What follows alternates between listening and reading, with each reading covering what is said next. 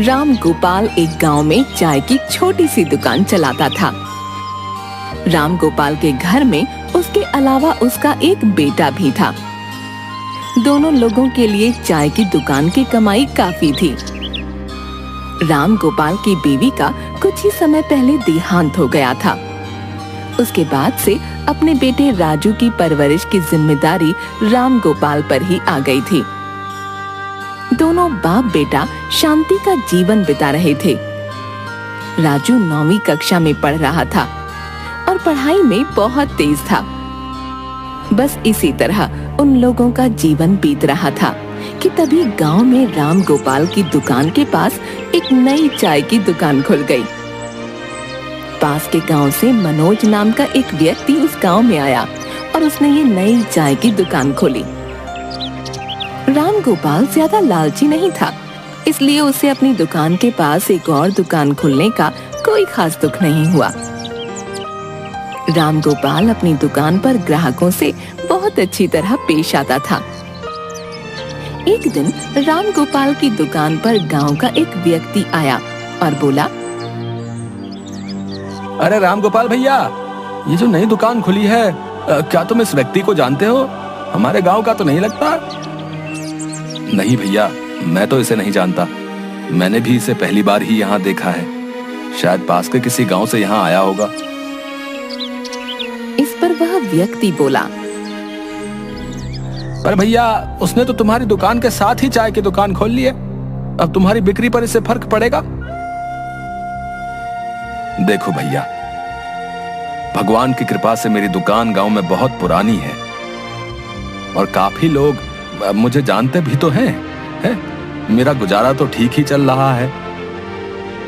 अब बाकी जिसकी किस्मत में जो है उसे मिलने से कोई रोक नहीं सकता। मेरी किस्मत का जितना काम और पैसा होगा वो तो मुझे मिल ही जाएगा, इसलिए चिंता किस बात की। राम गोपाल इसी तरह खुश रहा करता था और किसी चीज की ज्यादा चिंता नहीं करता था। कुछ दिन बीतने के बाद मनोज की दुकान पर ग्राहकों का आना शुरू हो गया। मनोज थोड़ा चालाक व्यक्ति था। उसकी दुकान पर जो भी पहली बार आता, उसे वह चाय मुफ्त में पिलाता था। अरे गांव के लोगों, मेरी दुकान पर जो भी पहली बार आएगा उसे मैं चाय मुफ्त में दूंगा। यदि आपको चाय अच्छी लगे तो आप दोबारा मेरी दुकान पर आइएगा। इस तरह लोगों को रिझाने के लिए वो तरह तरह के तरीके अपनाता रहता था। उसने अपनी दुकान पर शहर से लाकर कुछ खाने पीने की नई नई चीजें भी रखी हुई थीं, जिससे कि गांव के लोग आकर्षित होकर उसकी दुकान पर आते थे। मनोज की दुकान में लोगों को कुछ अलग तरह का स्वाद आता था और लोग उसकी दुकान पर बार बार आना पसंद करने लगे। मनोज की बिक्री देखते ही देखते बढ़ने लगी और राम गोपाल की दुकान पर ग्राहक कम होने लगे। गांव के लोग आपस में बातें करते, अरे भाई, ये मनोज की दुकान की चाय तो मतलब बहुत ही बढ़िया है। मन करता है कि रोज ही उसकी दुकान पर जाकर चाय पिया करे भैया। है? हाँ भैया, बिल्कुल सही कह रहे हो। इसकी दुकान पर आकर चाय ना पी ली जाए तब तक मन नहीं मानता भैया। गांव में सभी लोगों को इसकी चाय बहुत पसंद आ रही है, तभी तो देखो इसकी बिक्री दिनों दिन बढ़ती जा रही है। मनोज की दुकान से जो लोग भी चाय पीते थे वो उसी की दुकान पर चाय पीना पसंद करते, क्योंकि उसकी दुकान की चाय का स्वाद लोगों को बहुत अच्छा लगता था। देखते ही देखते राम गोपाल की दुकान की बिक्री कम होने लगी। अब राम गोपाल को चिंता सताने लगी कि यदि ऐसे ही चलता रहा तो उसका घर चलाना भी मुश्किल हो जाएगा। आखिर घर खर्च के पैसे और बेटे की पढ़ाई का खर्च आएगा कहां से? राम गोपाल काफी चिंतित रहने लगा। इसी चिंता में वह एक दिन घर पर उदास बैठा कुछ सोच रहा था। तभी उसका बेटा राजू वहां आता है और कहता है, क्या हुआ पिताजी, आप ऐसे उदास क्यों बैठे हैं? कोई परेशानी है तो मुझे बताइए। नहीं बेटा, कोई परेशानी नहीं है, तुम चिंता मत करो। राम गोपाल राजू से कुछ नहीं कहता, परंतु कुछ दिन बीत जाने के बाद गांव के एक व्यक्ति से राजू को पता चलता है कि उसके पिताजी की दुकान के पास है एक नई चाय की दुकान, जिसकी वजह से उन लोगों की दुकान की बिक्री बिल्कुल कम हो गई है। अब राजू समझ जाता है कि उसके पिताजी क्यों परेशान थे। राजू काफी समझदार लड़का था। वह काफी सोचता है। आखिर पिताजी कितने सालों से चाय बना रहे हैं और उनकी बनाई हुई चाय तो सभी को पसंद भी आती है। उनकी दुकान अच्छी खासी चल रही थी। फिर ऐसा क्या है नई चाय की दुकान में जो सभी लोग वही चाय पीना पसंद करते हैं? तब राजू ठान लेता है कि वह अपने पिताजी की यह परेशानी जरूर दूर करेगा। मनोज की चाय की दुकान पर काफी भीड़ लगी हुई थी। राजू वहां आकर गौर से ग्राहकों को चाय पीते हुए देखता है और सोचता है, सब लोग तो बहुत मजे लेकर चाय पी रहे हैं। आखिर इसकी दुकान की चाय में ऐसी क्या बात है? इस दुकान पर चाय में लोगों को कुछ ऐसा स्वाद मिल रहा है जिससे कि इसकी दुकान इतनी चल रही है। मुझे पता लगाना होगा कि इसकी चाय में क्या खास बात है। राजू खिड़की से छुपकर मनोज को चाय बनाते हुए देखता है। राजू बहुत गौर से मनोज को देख रहा था। उसने चाय में सारी वही चीजें डाली जो कि हर जगह चाय में डलती हैं। परंतु आखिर में उसने नीचे से एक हरा डिब्बा निकालकर उसमें से कुछ पाउडर सा चाय में डाला और वो डब्बा छुपाकर नीचे ही रख दिया। ये सब देखकर राजू को कुछ अटपटा सा लगा। वो मन ही मन सोचने लगा, यदि सारी सामग्री ऊपर खुले में रखी हुई है तो फिर इसने हरे डिब्बे को नीचे छुपाकर क्यों रखा हुआ है? जरूर दाल में कुछ काला है। राजू वहां से निकलकर अपने घर आ जाता है और इस घटना के बारे में काफी सोचता है। राजू के स्कूल का टीचर रमाकांत बहुत ही अच्छा था और वो राजू से बहुत प्यार करता था। राजू अपने टीचर की मदद लेने की सोचता है और उन्हें सारी बात बताता है। सारी घटना सुनने के बाद रमाकांत राजू से कहता है, राजू, तुमने जो सब कुछ मुझे बताया वो कुछ अटपटा तो लग रहा है, परंतु बिना सबूत के हम उस व्यक्ति पर किसी भी तरह का कोई इल्जाम नहीं लगा सकते। तुम एक काम करो, अपना मोबाइल ले जाकर वहीं छुपकर उसका एक वीडियो बना लो। यदि हमारे पास सबूत होगा तो हम उसे पकड़वा सकते हैं। जी सर, आप बिल्कुल ठीक कह रहे हैं। मैं कल ही छुपकर उसका वीडियो बना लूंगा। अगले दिन राजू पूरी तैयारी के साथ मनोज की दुकान पर जाता है और वही खिड़की के पास छुपकर खड़ा हो जाता है। मनोज की दुकान पर ग्राहकों की इतनी भीड़ होती है कि उसे कुछ पता नहीं चलता कि कोई उसे छुपकर देख रहा है। वह रोजाना की तरह ही चाय बनाने में व्यस्त था।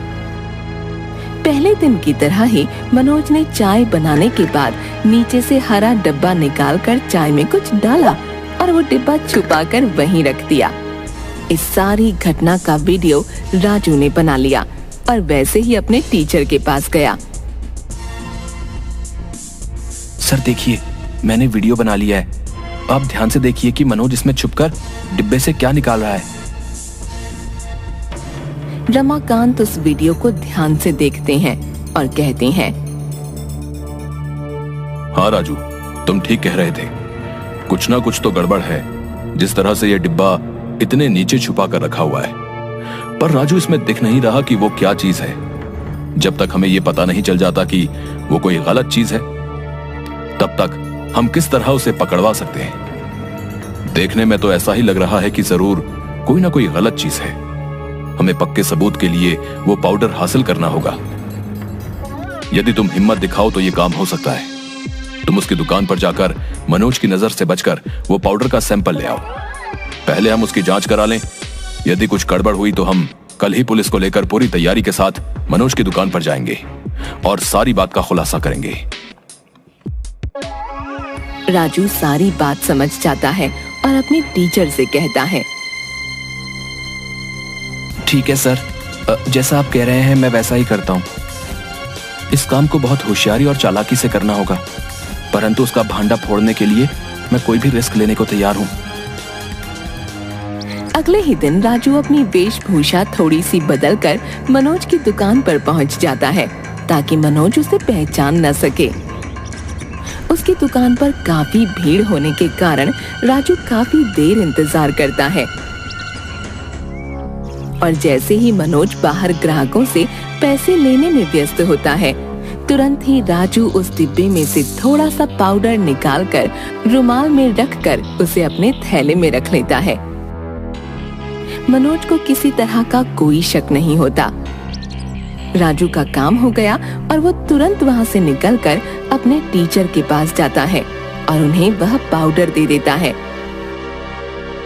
पाउडर की जांच करने पर पता चलता है कि वह नशे का पदार्थ है। बस फिर क्या था, अब तो सबूत मनोज के खिलाफ था। उसे अपराधी घोषित करना मुश्किल नहीं था। अगले दिन राजू अपने टीचर रमाकांत और पुलिस के साथ मनोज की दुकान पर पहुंच जाता है। मनोज अचानक पुलिस को वहां देखकर काफी घबरा जाता है और उनसे कहता है, अरे साहब, आइए आइए बैठिए, मैं आपके लिए बढ़िया सी चाय बनाता हूँ। अरे नहीं भाई, हमें कोई चाय वाय नहीं पीनी, हम तुम्हारी दुकान की तलाशी लेने आए हैं। मेरी दुकान की तलाशी? पर क्यों? भला एक गरीब से चाय वाले की दुकान पर ऐसा क्या है जिसकी तलाशी आप लेना चाहते हैं? अरे तुम यहाँ से बाहर निकलो, अभी सब पता चल जाएगा। राजू के बताए अनुसार पुलिस वाले उस जगह की हर चीज की तलाशी लेने लगते हैं और जैसा कि वीडियो में रिकॉर्ड हुआ था, वहाँ एक हरा डब्बा मिल जाता है। पुलिस वाले जैसे ही उस डब्बे को खोलते हैं, उसमें एक सफेद पाउडर मिलता है। अरे ये क्या है, हैं?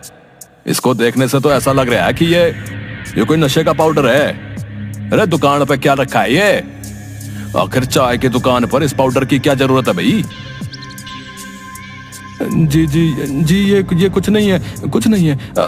कुछ लोगों को चीनी की चाय पसंद नहीं आती, तो ये पाउडर मैंने इसीलिए रखा हुआ है। हाँ। पुलिस वालों को समझ आ जाता है कि मनोज झूठ बोल रहा है। अरे इस पाउडर को हम जांच के लिए लैब में आगे भेजेंगे, तुम्हारे झूठ और सच का पता जल्दी चल जाएगा। पुलिस वाले मनोज को हिरासत में ले लेते हैं और उसकी दुकान पर ताला लगाकर मनोज को अपने साथ ले जाते हैं।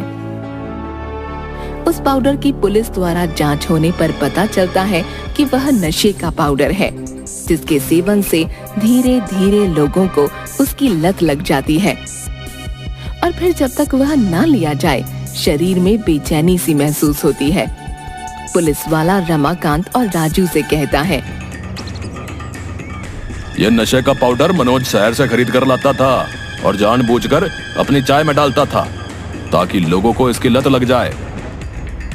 शुरू शुरू में इसके कोई नुकसान पता नहीं चलते, परंतु धीरे धीरे शरीर को इसकी लत लग जाती है। मनोज ने अपनी चाय की दुकान चलाने के लिए, अपनी बिक्री बढ़ाने के लिए लोगों की जिंदगियों से ये खिलवाड़ किया। उसको तो अब जेल होगी।